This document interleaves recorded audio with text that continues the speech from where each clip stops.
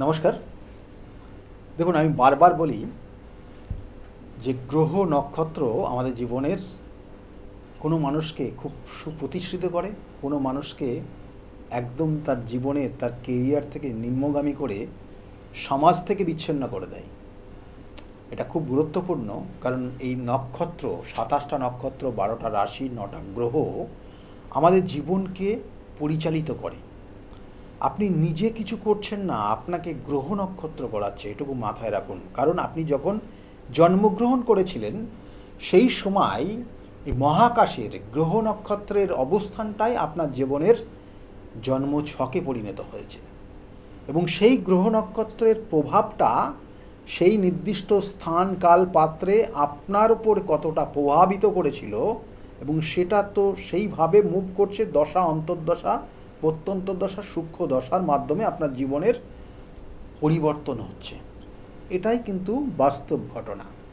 এবং সেই সঙ্গে সঙ্গে আপনার জীবনে কখনো খুব ভালো আসছে, কখনো খুব খারাপ আসছে, কখনো খারাপটা খুবই খারাপ জায়গায় নিয়ে যাচ্ছে, কখনো ভালোটা আপনার জীবনের একটা নির্দিষ্ট আনন্দ উপভোগের মাধ্যমে একটা নির্দিষ্ট জায়গায় পৌঁছে দিচ্ছে, যে তার অনুভূতিটাই অন্যরকম। এবং আপনার আনন্দ, আপনার অনুভূতি, আপনার সুখ সবটা কিন্তু আপনার পরিবারের, বিশেষ করে আপনার মা বাবার ওপর বিশেষ করে তার বিশাল এফেক্ট করে। কারণ ওই ৯টা গ্রহের মধ্যে রবি গ্রহ এবং চন্দ্র গ্রহ অতীব গুরুত্বপূর্ণ রয়েছে। যেটা রবি হচ্ছে পিতাকে নির্দেশ করে আর চন্দ্র মাতাকে নির্দেশ করে। তাই এই জায়গায় তাদের প্রভাব রয়েছে। আর আজকে আমি আলোচনা করব জন্মছকের এই চন্দ্রের সঙ্গে যদি বৃহস্পতির সহযোগ থাকে এবং সেটা যদি একটা নির্দিষ্ট কানেকশনের মধ্যে আসে, ৭ ডিগ্রির মধ্যে যদি অবস্থান করে, তাহলে গজকেশরী যোগ হয়। গজকেশরী যোগ আপনারা দেখেছেন যে আপনার বাড়িতে অনেক জায়গায় দেখবেন হাতির মূর্তি রেখে দেন, হাতির কোনো ছবি রেখে দেন, কারণ সেটা শুভ আপনার জীবনের। সেই গজকেশরী, সেই গজ কেশরী, সেই হচ্ছে আপনার জন্মছকে যদি কানেকশন পায়, সেটা কানেকশনটা হয় দুটো গ্রহের সম্মিলিত জায়গায়, এবং সেটা যদি কোনো কারণে আপনার পঞ্চম ভাব, চতুর্থ ভাব বা নবম ভাব বা দশম ভাব বা লগ্নভাবে কানেক্ট করে বা সপ্তমভাবে কানেক্ট করে, তাহলে আপনি আপনার জীবনের হিউজ পরিবর্তন করে নিতে পারবেন।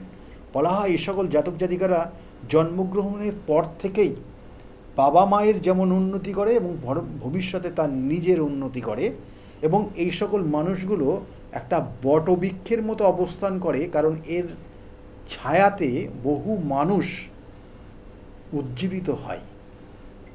এই গজকেশরী যোগ, এবং এই গজকেশরী যোগ জীবনের সে সকল মানুষগুলোকে সহযোগিতার হাত বাড়িয়ে দেয় সর্বদাই।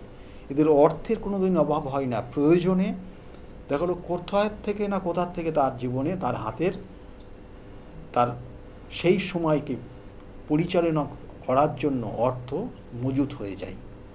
এই গজকেশরী যোগ দুটো গ্রহের কানেকশানে হয়, যেটা হচ্ছে এক চন্দ্রগ্রহ আর এক হচ্ছে বৃহস্পতি গ্রহ। এটার কিন্তু অন্য কানেকশানও রয়েছে, অন্য বিষয়ও রয়েছে। কারণ এই চন্দ্র এবং বৃহস্পতির কম্বিনেশন কানেকশান, সেখানে বুধের আধিপত্য রয়েছে, সেখানে রবির কম্বিনেশন কানেকশান রয়েছে। এটাও অন্য দিন আমি আপনাদেরকে বলবো। কিন্তু এই গজকেশরী যোগ একটা শুভ রাজযোগ, এবং এই গজকেশরী যোগ যাদের জন্মছকে থাকে তাদের অনেক ধরনের অশুভ যোগকেও কিন্তু বিনাশ করে। সেই সকল মানুষগুলো খারাপ কিছু করার পরিকল্পনা করেও খারাপ কিছু করতে পারে না, যদি এই গজকেশরী যোগ শুভ স্থানে, নির্দিষ্ট কানেকশানে, গ্রহগত অবস্থানের পরিপ্রেক্ষিতে যোগগুলো তৈরি হয়। সেই জন্য আবার বলছি, গজকেশরী যোগ বলা, এটাকে আবার অন্য নামে অভিহিত হচ্ছে, বলা হয় জীব যোগ। এই জীব যোগ কিন্তু আবার কোনো কোনো ক্ষেত্রে বলা হয় সৌভাগ্য যোগ বলা হয়, কোনো কোনো সময় আবার এটাকে বলা হয় দীর্ঘস্থায়ী সম্মান প্রাপ্তি হয়, কারণ দীর্ঘস্থায়ী সম্মানী যোগ বলা হয়। কারণ এই যোগের কারণে কি কি হয় আপনার জীবনে আমি একটু বলে দিই। এই যোগের কারণে বলা হচ্ছে প্রথম অবস্থায় আপনার জীবনের সৌভাগ্য আসে। দেখবেন যে কোনো মানুষ জন্মগ্রহণের পর হয়তো খুব দুস্থ পরিবারে জন্মগ্রহণ করেছে, ধীরে ধীরে ধীরে ধীরে তার জীবনের উন্নতি করে ফেলেছে। তাদের পরিবারটা আস্তে আস্তে যে জায়গায় ছিল জন্মগ্রহণের পর, বা দেখবেন যে সে যখন গর্ভে আসে তারপর থেকেই তাদের পরিবারের উন্নতি হতে শুরু করে, তার পিতা মাতার থেকে আরম্ভ করে পরিবারের অন্যান্যদের। এতটা পাওয়ারফুল এই যোগ। এবং তারপর দেখা গেল যে জন্মগ্রহণ যখন করছে তার ওই গজকেশরী যোগ তৈরি হলো। এবং এর সঙ্গে সঙ্গে কি হয় না, এই জাতক বলে সৌভাগ্যের অধিকারী হয়, দীর্ঘস্থায়ী সম্মান পায় এবং দীর্ঘ জীবন পায় এবং আবেগপ্রবণ হয় এবং বুদ্ধিমান হয়। এই প্রত্যেকটা জিনিস আপনি জীবনে, আপনি দীর্ঘস্থায়ী জীবন বলতে আপনি আপনার জীবন, অর্থাৎ আপনি আপনার প্রাণটা যতক্ষণ থাকবে ততক্ষণ আপনি হয়তো ভাবছেন আপনার জীবন থাকে, তা না। বহু মানুষ দেখবেন যে সে জন্মগ্রহণ করার পর যে কাজগুলো করে গেছে সে হয়তো বেশি দিন বাঁচেনি, হয়তো 40, 50 বা 35 এই বয়সে পর্যন্ত বেঁচেও সে জীবনে এমন কিছু সমাজের জন্য, মানুষের জন্য করে গেছে, সেই ব্যক্তিটার এখনো পর্যন্ত তাকে স্মরণ করে তার সমাজ, তার সমাজের প্রত্যেকটা মানুষ। এইভাবেই কিন্তু সে জীবনের সেই পরিবেশে, সেই সমাজে বেঁচে রয়েছে। তাই সুপ্রতিষ্ঠিত এবং দীর্ঘস্থায়ী সম্মান নিয়ে বেঁচে থাকা এটা একটা গুরুত্বপূর্ণ বিষয়। সেটা এই যদি গজকেশরী যোগ বা এই জীবযোগ যদি থাকে তাহলে আপনি অবশ্যই পাবেন। এই বৃহস্পতি এবং চন্দ্রের বলের ওপর বলছে যে এই আধিপত্য হয়, অর্থাৎ এই যে বললাম পঞ্চম ভাবে যদি হয়, চতুর্থ ভাবে যদি হয়, নবম ভাবে যদি হয়, দশম ভাবে যদি হয়, লগ্নভাবে যদি হয়, তাহলে এইগুলো কোণ এবং কেন্দ্র। এই কোণ এবং কেন্দ্রে যদি এই গজকেশরী যোগ হয় তাহলে অত্যাধিক শুভ হয়। এবং সেটা যদি বৃহস্পতির তুম্বস্থ জায়গা থাকে, বৃহস্পতির স্বক্ষেত্র থাকে, চন্দ্রের স্বক্ষেত্র থাকে, তাহলে এই প্রভাবটা অত্যাধিক বেশি থাকে। যদি অন্য জায়গায় অন্যভাবে থাকে সেক্ষেত্রে প্রভাবটা থাকে কিন্তু কম থাকে। তাহলে এই জন্য বলা হয় এই সকল জাতক জাতিকারা জীবনে একটা সুপ্রতিষ্ঠিত পায় এবং এরা দেখবেন যে সমাজকে তৈরি করার বিশেষ কাজ করে, বিশেষ বিশেষ কাজে নিজেকে লিপ্ত করে এবং সমাজের উন্নতি এদের নির্দিষ্ট লক্ষ্য থাকে।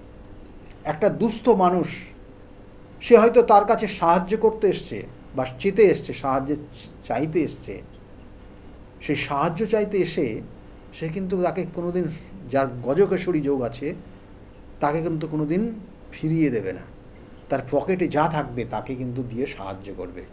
এবং এই গজকেশরী যোগ থাকলে তাদের জীবনে এমন কিছু সমস্যার মধ্যেও পড়ে, কারণ তারা নিজের হাতে যা অর্থ থাকে চেষ্টা করে দুস্থ মানুষদের মধ্যে বিলিয়ে দেওয়ার। কখনো কখনো কিন্তু এরা এই অর্থের সমস্যা সাময়িকভাবে আসে, দীর্ঘস্থায়ী হয় না, সাময়িক আসে। দেখা গেলো যে একটা জায়গায় গেছিল, সেখানে কোনো দুস্থ মানুষ দেখেছে, সমস্ত অর্থ দিয়েছে, সেক্ষেত্রে তার বাড়িতে ফিরে আসার মতো পয়সা সে হয়তো ভাবেই নি, তার মাথায় নেই আমাকে বাড়ি ফিরে যেতে হবে, সেই টাকাটাও তাকে দান করে দিয়ে এসছে। শেষ পর্যন্ত সে আসবে কি করে সেটা ভাবছে, তখন সে চিন্তিত হয়ে পড়ে। তাহলে এই রকম মুভমেন্ট, এই রকম কিন্তু এই ধরনের কিন্তু এরা এই সকল জাতক জাতিকারা কিন্তু বিশেষ করে এইভাবে আবেগ প্রবণ হয় এবং আবেগে অনেক সময় এদের কিন্তু অনেক ধরনের ক্ষতিও হয়। কারণ প্রত্যেকটা মানুষের মধ্যে, আমি এর আগে বলেছিলাম যে ষড়রিপু রয়েছে। এই ষড়রিপু 6টা শত্রু আপনার মধ্যে। এই আবেগ একটা শত্রু। এই আবেগ আপনার জীবনে বেশি যদি আসে তাহলে আপনিও কিন্তু আপনার জীবনের ক্ষতি করবেন। হয়তো গজকেশরী যোগের জন্য আপনাকে দেবে, কিন্তু আবেগপ্রবণ হয়ে মানুষ অনেক কিছু জীবনের লস করে ফেলে, অনেক কিছু দিয়ে ফেলে, তার আবেগের কারণে, এবং এই আবেগকে কন্ট্রোল অবশ্যই করতে হবে। এটা হচ্ছে গজকেশরী যোগ যাদের আছে তাদের এই আবেগ একটা বড় রকমের অসুখ বা বড় রকমের সমস্যা। সেই জন্য আমি আবার বলছি, আপনার জন্মছকের কোথায় নেগেটিভ ভাইব্রেশন আছে, কোথায় পজিটিভ ভাইব্রেশন আছে, সেই ভাইব্রেশনটাকে কিভাবে আপনি কাজে লাগিয়ে আপনার জীবনের নির্দিষ্ট লক্ষ্যে নিয়ে যাবেন, সেটা কিন্তু আপনাকে যে সহযোগিতা করবে, যার গাইডলাইন নেবেন, তিনিই কিন্তু আপনাকে সেইভাবে সঠিক দিশা দেখাবেন। আমি সেই জন্য বারবার তো বলি যে 27টা নক্ষত্র রয়েছে, 12টা রাশি রয়েছে, 9টা গ্রহ রয়েছে। এরা আমাদের জীবনকে পরিচালিত করে, জীবনকে প্রভাবিত করে। কোনো জাতক জাতিকা দেখা গেলো অ্যাচিভমেন্ট করতে পারছে না, কারো ক্ষেত্রে জীবনের বারংবার দুর্যোগ আসছে, কারো ক্ষেত্রে জীবনে দেখা গেলো যে ওই সপ্তম ভাবটাই বা ওই সপ্তমভাবেই ওই গজকেশরী যোগ তৈরি হয়ে গেছে। সেখানে বৃহস্পতির প্রভাব কতটা রয়েছে, লগ্নভাবের ওপর বৃহস্পতির প্রভাব কতটা রয়েছে, এগুলো কিন্তু তার পার্টনারশিপ লাইফের, তার লাইফ পার্টনারকে কিন্তু কানেক্ট করে। আবার তার সঙ্গে সঙ্গে তার বিজনেস পার্টনারের ক্ষেত্রেও কানেকশন রয়েছে। এগুলোও কিন্তু অবশ্যই উপযুক্তভাবে তার নির্দিষ্ট বিচার রয়েছে। আমি বারবার বলি, বিচার বিশ্লেষণ, তার সঙ্গে প্রতিকার প্রতিবিধান। এই গজকেশরী যোগ যাদের আছে তারা দেখবেন মন্ত্রী লেভেল পর্যন্ত পৌঁছায়, কারণ তুই সমাজের কোনো কাজ করতে চাইছে, দুস্থ মানুষদেরকে সঠিক দিশা দেখাতে চাইছে।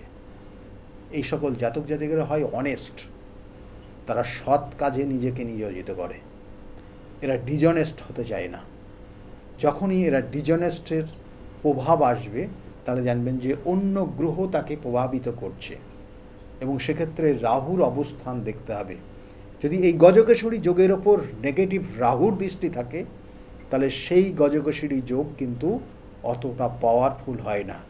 সে সুযোগগুলো পাবে, সেই সুযোগগুলো অনেক সময় মানুষের উপকারে না করে অনেক সময় নিজের উপকার, নিজের জন্য কাজে লাগিয়ে ফেলবে, এবং সেটাই আসে তার জীবনের একটা ভয়ঙ্কর পরিণতি, যে ভয়ঙ্কর পরিণতি তার নিজের বিনাশ নিয়ে আসে।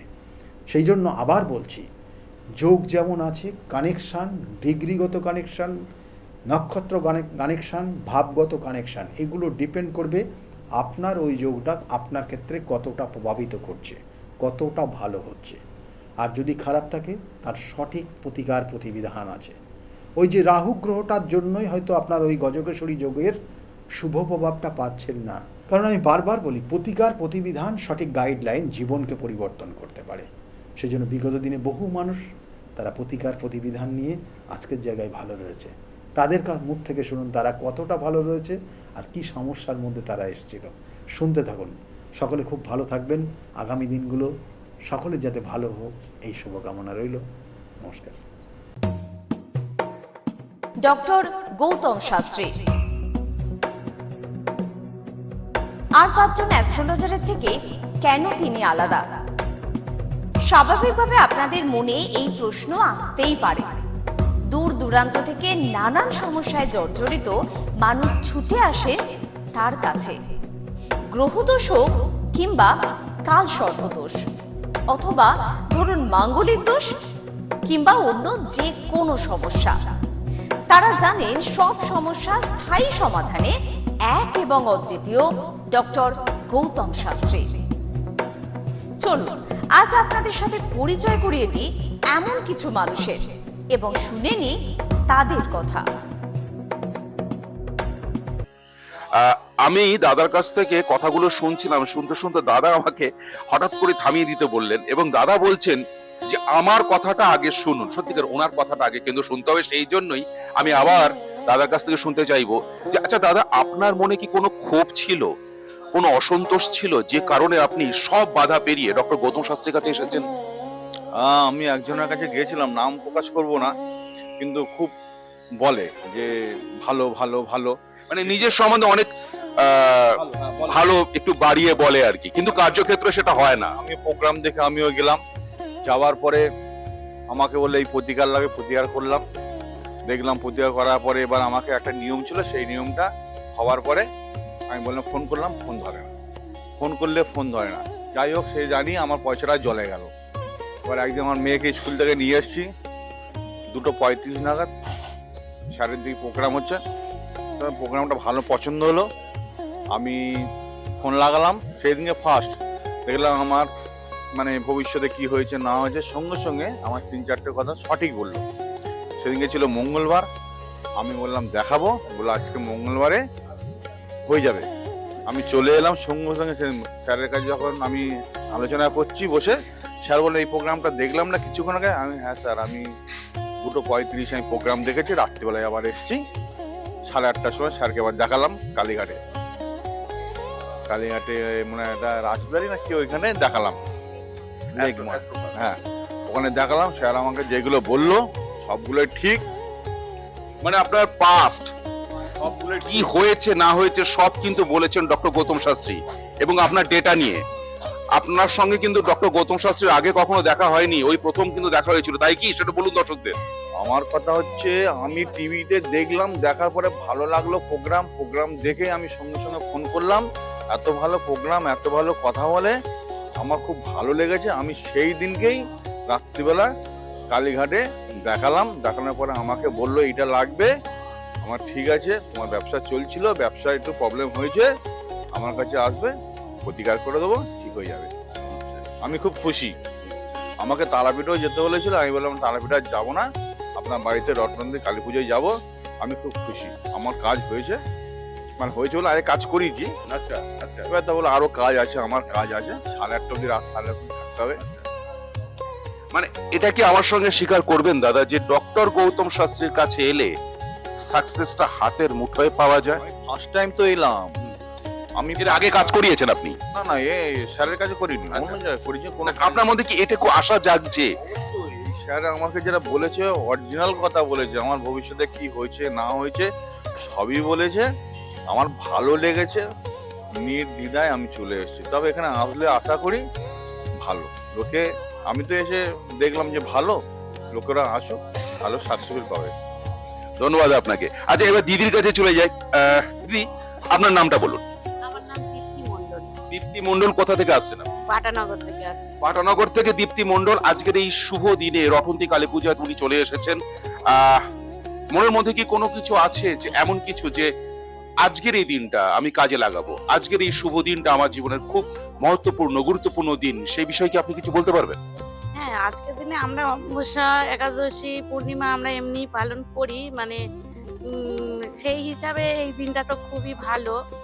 তো আমার এখানে আসার তাৎপর্যটা আমি শুনতে চাইছি। তাৎপর্যটা হচ্ছে, আমার হাজবেন্ড ওই ফোনে ওনাকে ফোন করেছিলেন।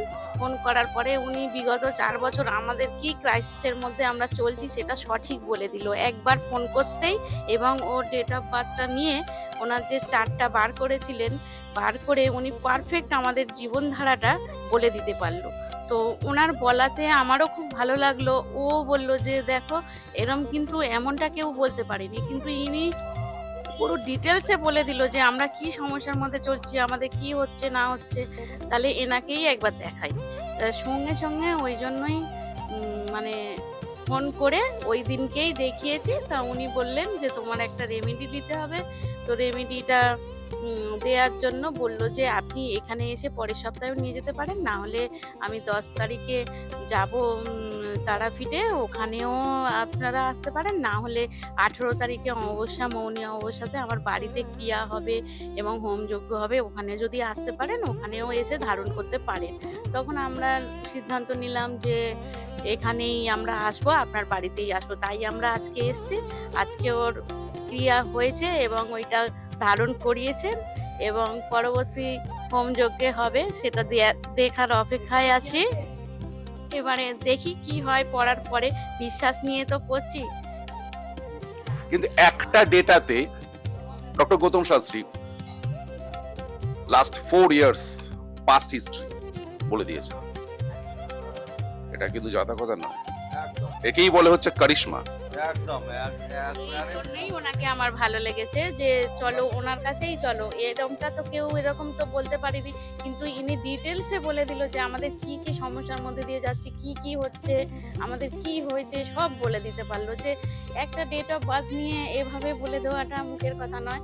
তাহলে তুমি এত তো অনেক জায়গায় গেছো, তাহলে চলো ওখানেই চলো, দেখো কি হয়। ক্ষুদ্র একটা ডেটা তা থেকে বলে দেওয়া সত্যি অসম্ভব ব্যাপার। এই অসম্ভব কি সম্ভব করেন ডক্টর গৌতম শাস্ত্রী। হ্যাঁ, উনি তারাপীঠ মহাশ্মশানে গিয়ে মহাযজ্ঞ করেন, উনি কামাখ্যায় গিয়ে মহাযজ্ঞ করেন। এই অমাবস্যাগুলোতে কিন্তু আপনারা ওনাকে পাবেন তারাপীঠ মহাশ্মশানে, ওনাকে পাবেন কামাখ্যায়, ওনাকে পাবেন কঙ্কালীতলায়, বিশেষ প্রয়োজনে বেনারসে। বিভিন্ন অমাবস্যায় কিন্তু গুরুত্ব অনুযায়ী, তার তথ্য অনুযায়ী তিনি চলে যান এইসব স্থানে এবং গিয়ে কিন্তু কঠিন থেকে কঠিনতর তন্ত্রক্রিয়া গুরুত্ব সহকারে করেন আপনাদের জন্য। বলছে ওর খুব শরীরটা ভালো থাকে না, তারপরে ওর চাকরি তো বলে কি আসতে পারে, বাধা আসতে পারে, বদনাম আসতে পারে চাকরির ওইখানে, তারপরে ওর মাঙ্গলিক দোষ আছে একটু, আর অনেক কটা দোষ আছে, স্যার গুলো কাটিয়ে দেবে। কিছু কথা না বলা যায় না, ঝর্ণাদি কিন্তু সেই কথাগুলো বলতে চাইছেন না। এগুলো সিক্রেট রাখাই প্রয়োজন, কেননা ব্যক্তিগত কিছু সমস্যা থাকে যে সমস্যার কথা একমাত্রই ডক্টর গৌতম শাস্ত্রী জানেন। প্রত্যেকেই ওই জন্য কিন্তু এখানে আসছেন। যেখানে কিছুই সম্ভাবনা থাকে না সেখানে কিন্তু সম্ভাবনার আশার আলো জাগান এবং বাস্তবে সেটা পরিণত করেন ডক্টর গৌতম শাস্ত্রী। হয়েছে হয়েছে সবার, আমার বৌমা ভালো হয়েছে। এই আমার কাকা শ্বশুর টশুর বাড়ির থেকে না সব বৌমা টোমারা সবাই আসে, সবাই এসে উপকার হয়েছে। তা ওদের সাথে আমার বৌমাকেও পাঠিয়েছিলাম, বৌমার বাচ্চা দুবার ওরকম হয়েছিল বলে স্যারের কাছে এসেছিলাম, এখন বৌমার মেয়ে হয়েছে, তাই এখন সব ভালো আছে। তাই আবার একটু মেয়েরও হাত দেখালাম, মেয়ের খুব এসব বললো, তাই মেয়েকে আবার নিয়ে এসেছি। আপনার নাম? মিনতি মন্ডল, কোথা থেকে আসছেন আপনি? কৃষ্ণনগর ভীমপুর। আচ্ছা, কি কারণে এসেছেন এখানে? বৌমার জন্য এসেছি। আচ্ছা, কি কোনো সমস্যার কারণে? সমস্যা বলতে ওনার একটু ওনার মা মারা গিয়েছিল আচ্ছা, আগুনে পুড়ে, ভয় ভয় করে সবসময়। আপনার নামটা কি? অর্চিতা মন্ডল। অর্চিতা মণ্ডল। অর্চিতা মণ্ডলের মা মারা যায় এবং তারপর থেকেই ওনার একটা ভয় ভয় ভাব থাকে, যেন মনে হয় মা বোধহয় আশেপাশে ঘুরে বেড়াচ্ছে, এরকম ধরনের কিছু কি? হ্যাঁ, ছেলে ফোন করলো আপনাকে? হ্যাঁ, ছেলে হঠাৎ করে মানে হঠাৎ করে ফোন? হঠাৎ করে একদিন ফোন করে বলছে, বাবা তুমি কোথায় আছো, আমি একটু অসুবিধার মধ্যে পড়ে আছি, তো আমি তোমার সঙ্গে ইমিডিয়েট কথা বলতে চাই। আমি তখন ওখান থেকে দিল্লিতে ছিলাম, দিল্লি থেকে আমার মানে ফ্লাইট করলাম, ফটাফট এমার্জেন্সিতে আমি চলে এলাম। আর ছেলে ফোন করেছে, এটা আমার কাছে একটা বিশাল বড় একটা মানে যে ছেলে চলে গিয়েছিল, মানে বাবাকে একটু বলতে গেলে আপনার ছেলের সাথে প্রায় সম্পর্ক শেষ, তলানিতে এসে ঠেকেছিল, সেই ছেলে কিন্তু মিরাকেল ভাবে আপনাকে ফোন করলো এবং বললো যে আমি আসতে চাই বাবা। আসতে চাই বাবা। এবং ডক্টর গৌতম শাস্ত্রীর কাছে এই বিষয়টা নিয়ে উত্থাপন করার ঠিক 41 কি 42 ডেজের পরেই উনি চলে এলেন, তাই তো? উনি চলে আসার পর, বাবা আমি তোমার কাছে থাকতে চাই, আর তুমি কি পড়াশোনা করবে? তো বললো, বাবা তুমি কি বলতে চাও? আর তুমি সিএ পড়ো, আমার যখন বিজনেস আছে, তোমারই ওয়ারিশ সূত্রে তুমি। তারপরে আমি আলোচনা করে 70% শেয়ার ওনাকে দিয়ে ছেলেকে দিয়ে দিলাম। আমি এখন প্রায় 1 বছরের ওপর হয়ে গেছে, এখন ছেলেটা এখানে সিএ পড়ছে, সেটেল হয়ে গেছে পুরো। সব থেকে বড় ব্যাপার, কম্পিটিশন মার্কেট ওয়েস্ট বেঙ্গলের মধ্যে, ইন্ডিয়াতে আমাদের প্যান ইন্ডিয়াতে কাজ চলছে। আমি অনেক কন্ট্যাক্ট আমার কাছে আছে, বাট রেলের টেন্ডারের জন্য আমার খুব ঝামেলা চলছিল প্রচন্ডভাবে। হঠাৎ করে রেলের ডিআরএম, এই যে আসানসোল আর এই যে আমাদের আন্ডার ডিভিশনের যে ডিআরএম একদিন আমাকে ফোন করছে, বাবু আপনি তো L1 হয়ে গেছেন, আপনি জানেন না? আমি দেখিনি, আমি হোপলেস হয়ে গেছিলাম, না রেলের টেন্ডার কি হবে, আমি একটা সাধারণ মানুষ, অত বড় টেন্ডার আমি কি করে পাবো? ফট করে দেখি অনায়াসে বলছে আপনি তো L1 হয়েছেন, 28টা কোম্পানির মধ্যে আপনি L1 হয়েছে। আচ্ছা, এই একটা গেল। তারপরে টোটালি ডকুমেন্টস আছে, এ নয়, এটা টোটালি আমাদের 37,000 ইন্ডাস্ট্রি আছে ওয়েস্ট বেঙ্গলের মধ্যে, তার মধ্যে 500 ইন্ডাস্ট্রিকে সেন্ট্রাল চুজ করেছে, যেটা বেশি এমপ্লয় করে। তো সেন্ট্রাল গভর্নমেন্ট থেকে একটা অ্যাওয়ার্ড এসছে যে 500 কোম্পানির মধ্যে আমাদের কোম্পানি একটি কোম্পানি, এটা আমার কাছে সব থেকে বড় পাওনা। এই জিনিসগুলো উনি বলেছিলেন, যে আমি যে জিনিসগুলো বলছি, ডক্টর গৌতম শাস্ত্রী উনি বলেছিলেন আমাকে, মানে একটা ভবিষ্যৎবাণী। আচ্ছা, আমি মানতাম না। বলেছিল আপনি এইসব কাজগুলো করবেন, আপনার সময়টা প্রচন্ড ভালো আসছে, তবে 7:30 চলে যাবে, কিন্তু আপনি ঘাবড়াবেন না। যদি কোনো অসুবিধা হয় আপনি আমার কাছে আসবেন, লাগাতার কন্ট্যাক্ট রাখবেন, তার জন্য কোনো পয়সা লাগবে না। তখন আমি বললাম যে ঠিক আছে, কখনো কখনো অমাবস্যা, আজকে জাস্ট আমাকে ডেকেছিল, অনেক দুটো অমাবস্যা আমি মিস করেছি। আচ্ছা, এই প্রসঙ্গে কি আমি বলতে পারি যে বন্ধ ভাগ্যের দরজা খুলে দিতে পারেন ডক্টর গৌতম শাস্ত্রী? আমি এটা 80% আমি আমার মনে মানে 80% বলতে পারি। আমি 20% রাখতে পারি না, কারণ ভাগ্য একটা কাজ করে। 80% আমি বলে দিতে পারি। তার মানে কিন্তু জগন্নাথ মিত্র স্বীকার করছেন যে 80% আমি 80% একদম বিলিভ করি। বন্ধ ভাগ্যের দরজা খুলে দিতে পারেন ডক্টর গৌতম শাস্ত্রী। এটাই আমাদের কাছে সবচেয়ে বড় পাওয়া। থেকে উনি যখনই করবেন, 3-4টে ওনার কন্ট্যাক্ট আছে, ওনার কথাগুলোকে শুনতে হবে। খুব ভালো লাগলো জগন্নাথ মিত্রের সঙ্গে কথা বললাম। জগন্নাথ মিত্র কিন্তু একটাই কথা বলেছেন যে আমার যে সব সমস্যাগুলো ছিল সেগুলো কিন্তু হতে পারে যে তার কেরিয়ারের দিক থেকে, তার ব্যবসার দিক থেকে, কিন্তু আরেকটা সম্পর্ক, যে ছেলে আসবে নাই, একদমই সব থেকে মেন আছে, যে আসবেই না বলেছিল বাবার কাছে, সে কিন্তু ফিরে এসেছে। কার জন্য? ডক্টর গৌতম শাস্ত্রীর জন্য। আপনারাও যারা এই অনুষ্ঠান দেখছেন তারাও কিন্তু এক বাক্যে স্বীকার করবেন যে সাকসেস হাতের মুঠোয় এনে দেন ডক্টর গৌতম শাস্ত্রী, বন্ধ ভাগ্যের দরজা খুলে দেন ডক্টর গৌতম শাস্ত্রী। কি নাম আপনার? আমার নাম মানিক করগুপ্ত। মানিক করগুপ্ত। আপনি কোথা থেকে এসেছেন? আমি কল্যাণী থেকে এসেছি। কিসের টানে, কিসের আকর্ষণ এখানে আসা?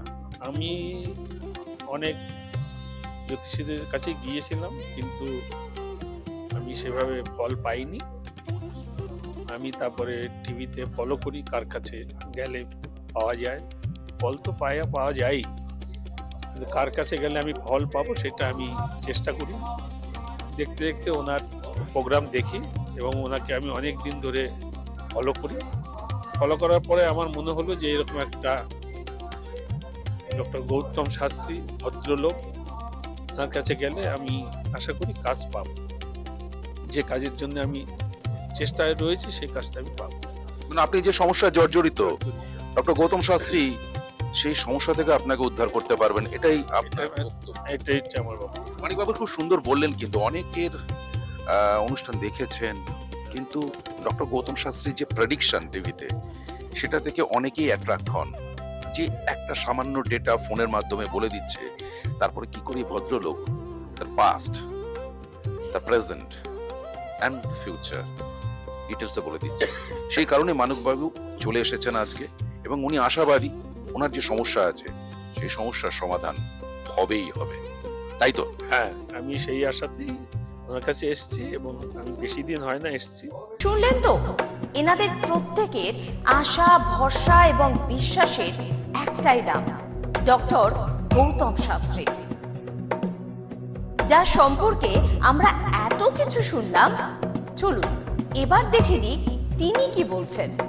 সত্যি শুনলে আমার এমনিতেই ভালো লাগে যে দাদা আমার এই সমস্যাটা ছিল, আমি এখান থেকে বেরিয়ে আসলাম, আমার ভালো হয়ে গেছে, আমি চাকরি পেয়েছি, আমার সন্তান হচ্ছিল না, সন্তান এসছে, আমার চাকরিটার জন্য খুব সমস্যা ছিল, আমি চাকরি পেয়ে গেছি, আমার প্রমোশন পেয়ে গেছি, আমার বাড়ি একটা কেনার দরকার ছিল, বারংবার বাধা হচ্ছে, বাড়ি পেয়ে গেছি, আমার স্বামী স্ত্রীর মধ্যে প্রচন্ড সমস্যা ছিল, বর্তমানে আমরা এখন খুব ভালোভাবে আছি, পরবর্তীতে বিভিন্ন ধরনের প্ল্যানিং রয়েছে কিভাবে কি করা যায়। এই ধরনের ক্লায়েন্টই কিন্তু আমার কাছে বেশি দেখবেন, অর্থাৎ সবই রেফারেন্স ক্লায়েন্ট, অর্থাৎ তারা প্রতিকার নিয়েছে। আমি বারবার বলি যে প্রতিকার আগেই আপনার দেওয়ার সম্ভব দরকার নেই, আপনি কিছুদিন ওয়েট করুন। বা কখনো কখনো বলি যে দেখুন, যে অনেকে আসে যে আমার এই প্রতিকার সব একসঙ্গে করে দেন, আমি বলি না, দরকার নেই। তাহলে অনেক সময় মেয়ের করাচ্ছে, ছেলের করাচ্ছে, হাজবেন্ড সবার করাচ্ছে, আমি বলছি একজনের নেন, তারপরে আপনি সেখান থেকে রিকভারি করুন, সেই জায়গাটা কতটা ফল পাচ্ছেন দেখুন, তারপরে নেক্সট পরবর্তী জায়গাগুলো করে দেবো।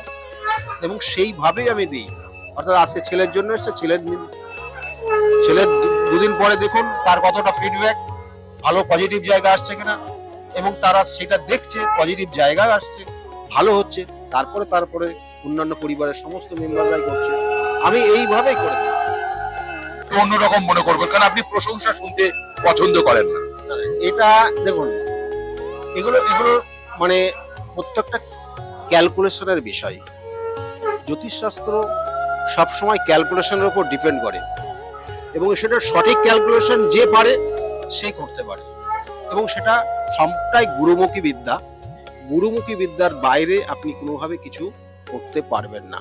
আর দেখুন, আমি শুধুমাত্র যে শুধু ওয়েস্ট বেঙ্গল বলুন তা না, আমার অল ইন্ডিয়া বেস আমার ক্লায়েন্ট রয়েছে, এবং অল ইন্ডিয়া শুধু বললে ভুল হবে, আমার কিন্তু অল ওয়ার্ল্ড বেস করে এখন বর্তমান ক্লায়েন্ট রয়েছে।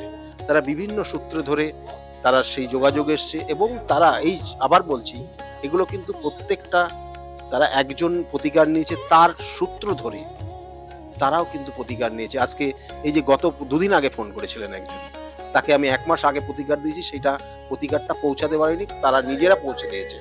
আমি সেই জন্য বলি যে অল ইন্ডিয়া সার্ভিস আমরাই দেব, আর ওয়ার্ল্ড বেস সার্ভিসটা আপনাদের দায়িত্বে সেটা কালেক্ট করতে হবে, এবং সেইভাবে কিন্তু তারা নিয়ে যাচ্ছে। এবং বললো যে আপনি কাজ করার পর, এই যে 1 মাস কাজ হয়ে গেছে, আমি কাজ করার পর আমার মা যখন আমাকে বললো যে তোমার কাজ কমপ্লিট হয়ে গেছে, আমি তারপরে কিছুদিনের পর থেকে আমার যে সমস্যা ছিল পুরো সমস্যা কেটে গেছে।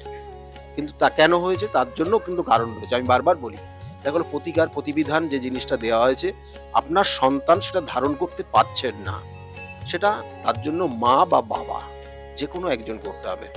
অর্থাৎ সন্তানের জন্য মা বাবা করলেই সেটার এফেক্ট হবে, এবং সেই অনুযায়ী ওনারা বাইরে ছিলেন, ওনারা ইউএসএ আছেন, কিন্তু আজকে তিনি এই কলকাতার একটা নির্দিষ্ট জায়গায় থেকে তার মা সেই ক্রিয়া নির্দিষ্ট করেছে, তার এফেক্টটা সে পেয়েছে। কারণ প্রত্যেকটা এটা কিন্তু নারীর টান সন্তানের সঙ্গে মা বাবার, তাহলে সেই নারীর টানটা কিন্তু অবশ্যই কার্যকরী, এবং সেই জন্য আমি বারবার বলি, প্রতিকার প্রতিবিধান সঠিক গাইডলাইন জীবনকে পরিবর্তন করতে পারে। এই যে কৃষ্ণনগর থেকে অর্চিতা মণ্ডল, তার সঙ্গে কথা বলছিলাম, তিনি বলছেন যে তার মা মারা যাবার পর তার যে আত্মা অর্চিতাকে ছাড়তে চাইছে না, কিন্তু অর্চিতার একটা ছোট্ট মেয়ে রয়েছে, তার স্বাভাবিক জীবন বা তার ভবিষ্যৎ জীবন নিয়ে সে ওরিড, সেই কারণে তার আপনার কাছে এসেছেন বা এসেছিলেন। আজকে সেই জায়গা থেকে, সেই উপদ্রব থেকে সে কিন্তু মুক্ত। এই যে ভৌতিক উপদ্রব বা একটা আত্মার উপস্থিতিকে খণ্ডন করা, এটা তো একটা অসাধ্য সাধন। আপনি আবারও স্বীকার করবেন না আমি জানি, তবু এটা এই প্রসঙ্গে আপনি যদি কিছু বলেন। আমি বারংবার বলে থাকি যে আত্মা সে শুধুমাত্র দেহ পরিবর্তন করে, জাস্ট দেহ পরিবর্তন করে অন্য দেহে সে রূপান্তরিত হয়। আমাদের আত্মা কিন্তু অমরণশীল বলা হয়, এবং এই যে ওনার ক্ষেত্রে আমি দেখেছি, দেখবেন যে আপনি সামনে যখন দেখবেন ওনাকে, তখনই মনে হবে যেন ওনার মধ্যে একটা নেগেটিভ এনার্জি কাজ করছে। এটা যারা মোটামুটি বোঝেন তারা সামনে গেলে বুঝতে পারবেন যে ওনার মধ্যে নেগেটিভ, ওনার চোখের দেখার ভাব বা অন্যান্য সব ক্ষেত্রে, এবং ওনার বাস্তুগত জায়গাতেও সমস্যা রয়েছে, এবং সেটা হয়তো মনে হয় সেখান থেকে পরিবর্তন করে ফেলেছে, কিন্তু ওনার মধ্যে সেই নেগেটিভ এনার্জিটা অলরেডি প্রবেশ করেছে। এবং সেটা যদি ওনার সামনে বলি তাহলে ওনারা অনেকটা ভীত হয়ে যাবে, ভয় পেয়ে যাবে। সেটা তো ওনাদেরকে সেইভাবে বলা হয়নি, বলা হয়েছে যে এটার একটা এফেক্ট রয়েছে আপনার।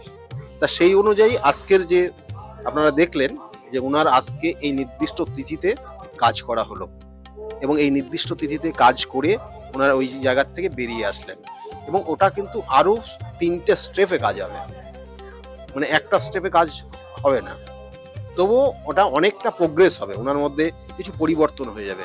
ওনার যে সমস্যা, অনেক সময় এই ধরনের নেগেটিভ এনার্জি যার মধ্যে ক্রিয়েট হয়, তার সর্বপ্রথম ঘুম হয়ে যায়, বন্ধ হয়ে যায়, ঘুম ঠিক মতো হয় না, পায়ের নখের প্রবলেম হয়, জয়েন্টে প্রবলেম হয়, শারীরিক যে নির্দিষ্ট নিয়মাবলীগুলো রয়েছে আমাদের শরীরের, সেইগুলো কোথাও না কোথাও ব্রেক করে যায়। তাহলে এগুলো আপনারা বুঝবেন। তাহলে এবং খাওয়া দাওয়া অনেক সময় এদের ক্ষেত্রে কিন্তু কম হয়ে যায়, আবার কথায় কথায় এরা রেগে যায়, এটা ওনার মধ্যে রয়েছে।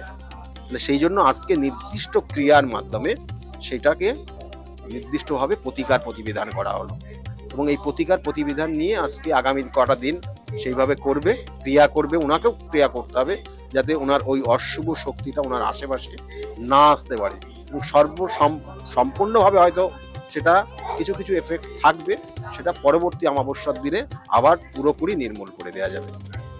আরেকজন ভদ্রমহিলার সঙ্গে কথা বলছিলাম, তিনি বললেন যে আমার মেয়ের চাকরি এবং চাকরি পাওয়ার পর তার প্রমোশন, সেটা কিন্তু স্যারের হাত ধরেই হয়েছে। এটা কি করে সম্ভব? চাকরি তো পেয়েছে ঠিক আছে, তারপরে তার প্রমোশন, যেখানে প্রমোশনটা হবার নয় সেই প্রমোশন সে পেয়ে গেল, তার কৃতজ্ঞতা স্বরূপ আজকের এই তিথিতে সে পুজো দিয়ে এসেছে। কিছু কিছু ক্ষেত্রে দেখা গেল তার প্রতিভা রয়েছে, কিন্তু সেই প্রতিভা সে সঠিকভাবে কাজে লাগাতে পারে না। এগুলো জন্মছকের নির্দিষ্ট কিন্তু ক্যালকুলেশনের মাধ্যমে বার করা সম্ভব হয়, এবং সেটা আমি দেখি যে হ্যাঁ, এই জাতকের প্রতিভা রয়েছে কিন্তু সে কাজে লাগাতে পারছে না। কি কারণ? কারণটা এই কারণ। তাহলে কারণ আমি যখন বললাম এবং ব্যাখ্যা করলাম এবং যখন বিস্তারিত বলতে থাকলাম, তখন বললো হ্যাঁ আমার এটাই হচ্ছে। তখন ওই সেই নির্দিষ্ট পয়েন্টটা জাস্ট প্রতিকার প্রতিবিধান মানে ক্যালকুলেশন ফার্স্ট। অর্থাৎ আপনি যখন রোগ এর জন্য কোনো ডাক্তারের কাছে ট্রিটমেন্টে যান, তখন সর্বপ্রথম যিনি ডাক্তার, তিনি কিন্তু ডাক্তারবাবু কিন্তু সর্বপ্রথম একটা টেস্ট করেন, যে টেস্টের মাধ্যমে সেটা কনফার্ম হন যে এই রোগটা ওনার মধ্যে রয়েছে কি না। এবং টেস্টে যখন রিপোর্ট আসে হ্যাঁ, তার মানে তখন তারপরে তার উপরে কিন্তু সঠিক মেডিসিন দেন। এক্ষেত্রেও কিন্তু দায়ী জ্যোতিষশাস্ত্র সঠিক ক্যালকুলেশন দেয়, তার সঙ্গে সঙ্গে বিভিন্ন যে ক্রিয়া, বিভিন্ন যে প্রতিকার, সেগুলো তার সঠিক ট্রিটমেন্ট, সঠিকভাবে তার ক্রিয়ার মাধ্যমে সেখান থেকে সে বেরিয়ে আসছে। এবং সেটাই তাই আমি করে থাকি এবং সেটা গুরুর হাত ধরে শিখেছি এবং সেটা করে যাচ্ছি। ক্যালকুলেশনটা আগেই আপনাকে শিখতে হবে, জানতে হবে, বুঝতে হবে, এবং গুরুর কৃপা আপনার ওপর, সেই গুরুর আশীর্বাদ আপনাকে থাকতে হবে। তারপরেই আপনাকে এই কাজগুলো সঠিকভাবে করলে আপনার কাজে লাগবে এটা। আর তার সঙ্গে সঙ্গে শুনুন, আপনাকেও নিজেকে সেই জায়গা, অনেস্ট জায়গাটাকে আনতে হবে। আপনাকে বিভিন্নভাবে বিপথে পরিচালিত করার বিভিন্ন ধরনের শক্তি রয়েছে, সেই শক্তি সম্পূর্ণভাবে বিভিন্নভাবে আপনাকে কাজ করবে, যেই শক্তি আপনাকে যাতে বিপথে পরিচালিত করে। কিন্তু আপনি যদি নির্দিষ্ট লক্ষ্যে থাকেন এবং আপনি যদি নিজেকে অনেস্ট রাখতে পারেন, দেখবেন যে সঠিকভাবে আপনি যে যাই করছেন সেটা সঠিকভাবেই হচ্ছে এবং তারা উপকৃত হচ্ছে, এবং সেটাই আমি করে থাকি জাস্ট। এবং আরেকটি পরিবারের সঙ্গে কথা বললাম, তারা কিন্তু বলছে তার মেয়ে পড়াশোনা একদমই ভালো ছিল না, মাথায় ঢুকতো না, এবং পরীক্ষায় সে অকৃতকার্য হয়েছে। সেখান থেকে কিন্তু স্যারের কাছে আসার পর আজকে সে মেয়ে জয়েন্টে চান্স পেয়েছে এবং সে কিন্তু খুব ভালো দিকে যাচ্ছে। সত্যি এটা কিন্তু সবার সঙ্গে সঙ্গে মিডিয়ার যেমন প্রাপ্তি, সাধারণ মানুষ আম জনতারও প্রাপ্তি। কিছু কিছু সমস্যা থাকে যেগুলো সাময়িক হয়, আমি তার জন্য প্রতিকার প্রতিবিধান দিই না। অনেক ক্ষেত্রে আমি দেখবেন যে প্রতিকার প্রতিবিধান দিই না বলে তারা হয়তো একটু রেগে যায় যে আসলাম, আমার একটা প্রতিকার দরকার ছিল, দিল না। আমি দেখছি তার প্রতিকার দরকার নেই। একদমই ঠিক। আমার সঙ্গে কিন্তু আরেকজনের কথা হয়েছে, তিনিও বলেছেন কাউন্সিলিং এর মাধ্যমে কিন্তু তার সমস্যার সমাধান হয়েছে। প্রতিকার দরকার নেই আপনার। আমি কয়েকটা উপদেশ দিয়েছি, আপনি ওটা মেনে চলুন, তাতেই আপনার এখান থেকে বেরিয়ে আসতে পারবেন। আমি সেইভাবেই কিন্তু গাইড করি মানুষের। আর বিভিন্ন ক্ষেত্রে বিভিন্ন ধরনের সমস্যা, গ্রহগত সমস্যা, কিছু কিছু ক্ষেত্রে শত্রুর দ্বারা ক্ষতিগ্রস্ত হয়ে যাওয়া, দেখবেন অনেক সময় দেখা গেল তার মধ্যে প্রতিভা রয়েছে কিন্তু জ্ঞাতি শত্রু, কিছু কিছু শত্রু সেই জাতক জাতিকাকে এমন জায়গা করে দিয়েছে সে যাতে আর উঠে না বসতে পারে। তাহলে এগুলো শত্রুতার কারণে কখনো হয়, কখনো কখনো জেলাসি, যেটা হিংসার কারণে হয়। তাহলে সেইগুলোও কিন্তু ক্যালকুলেশন, সেটাও জানা যায় যে এর ক্ষেত্রে ওইটার জন্য হচ্ছে কিনা, এবং সেই ক্ষেত্রে সেই ভাবেই তাকে মানে গাইড করা হয় এবং সেই গাইড মেনে চললে পারে তার জায়গা থেকে বেরিয়ে আসতে পারে সে। কত সহজে সাবলীল ভাবে কিন্তু তিনি বলছেন, কিন্তু তার কাজটা অতটা সহজ বা সাবলীল নয়। কঠিন যেমন সমস্যা আপনাদের আছে, এই ক্রিয়াও কিন্তু কঠিন থেকে কঠিনতর, কিন্তু উনি তার সমাধান করেন। তার জন্যই আপনাদের সকলের প্রিয় ভালোবাসার মানুষ স্যার ডক্টর গৌতম শাস্ত্রী। তাহলে আর দেরি কেন? চটপট ফোন করুন 9836410969 অথবা 8335805241 এই নম্বরে। শুধুমাত্র একটি ফোন, যা পাল্টে দিতে পারে আপনার গোটা জীবন।